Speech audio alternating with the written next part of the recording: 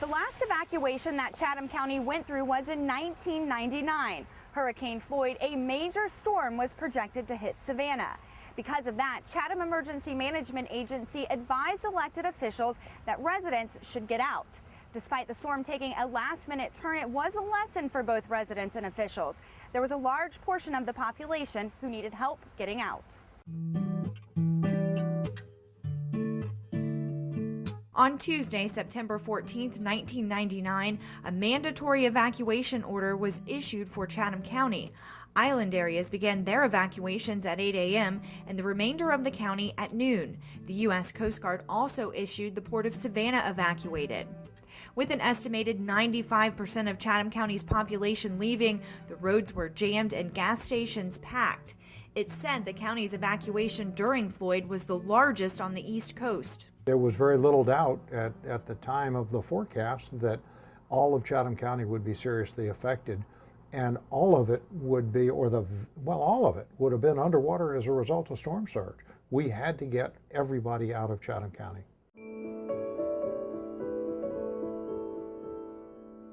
While many residents boarded up their windows and hit the roads in their cars, thousands of others relied on help to escape the impending danger. That's when Chatham Emergency Management Agency, or CEMA, established the Evacuation Assembly Area to assist those without their own means of transportation. We actually kind of put everything together on the fly. We did have the idea of what we would do, but we've never actually put it into place before. So during Floyd, that was the first time we actually ever had to implement the plan.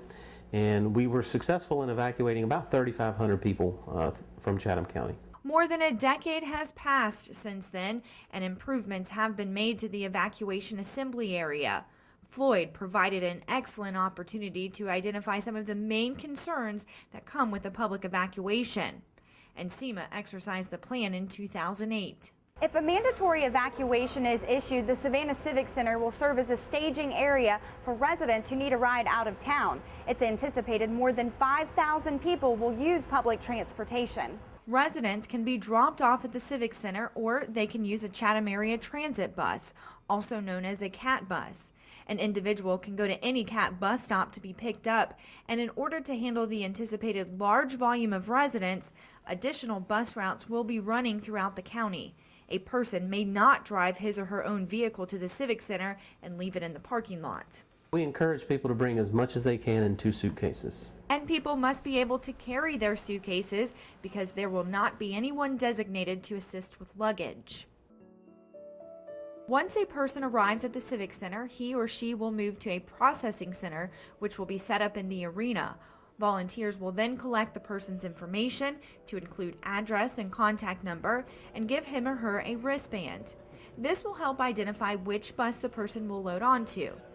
After the person goes through the registration process, he or she will wait in the bleachers until there is a group of about 30 people.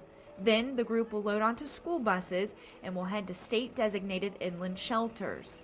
For residents who use wheelchairs or walkers, there are accommodations made for them, and handicapped-equipped buses will be used. Also, there will be assistance for those with functional needs, including residents who are blind or deaf. Remember, using public transportation and shelters should be last resort. They are not Ritz-Carltons by any sense of the word. There may or may not be cots available. They're going to be uncomfortable, but they're safe. That's what's important. Following Hurricane Katrina, the Pets Evacuation and Transportation Standards Act was signed into law. It requires states seeking federal assistance to accommodate pets and service animals in their plans to evacuate residents. Chatham County's plan makes pets a priority. Residents with pets will be able to board CAT buses with their animals. Once they arrive at the Civic Center, they will be sent to a separate processing center just for animals. Similar to the processing center for residents without pets, pet owners will be asked for pertinent information not only about themselves, but their pets as well. Evacuees that have pets, they need to make sure that they have the pet supplies with them. They have the immunization records, any tags that they have, they need to bring those as well. Their favorite toy, and again, any medications that they may need for their pet. Animals will be checked in just like their owners and will be given an identification band to wear in case they somehow get separated from their owners.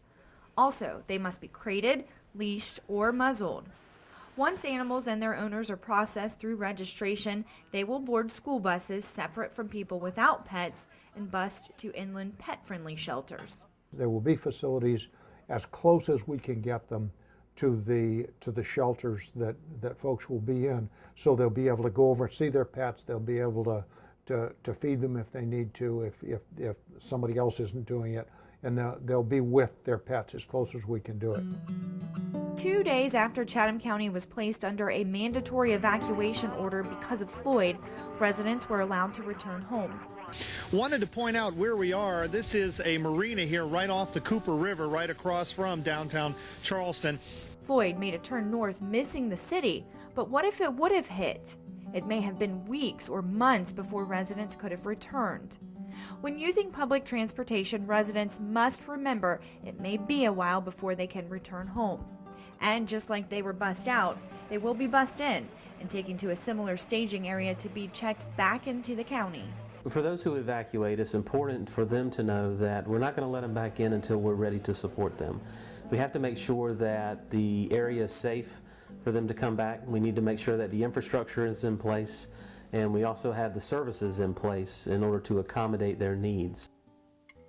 In May 2012, SEMA exercised the county's evacuation assembly area plan.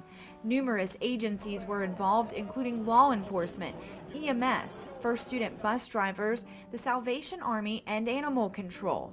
Hundreds of volunteers, four-legged ones too, served as evacuees. The full-scale exercise led evacuees through the entire process, from arrival, check-in, to being loaded on buses. As with anything, the plan is not perfect. However, it worked, and it worked well. Our citizens, our residents are our most important commodity. That's why we're here. We'll do everything in our power to assist these folks.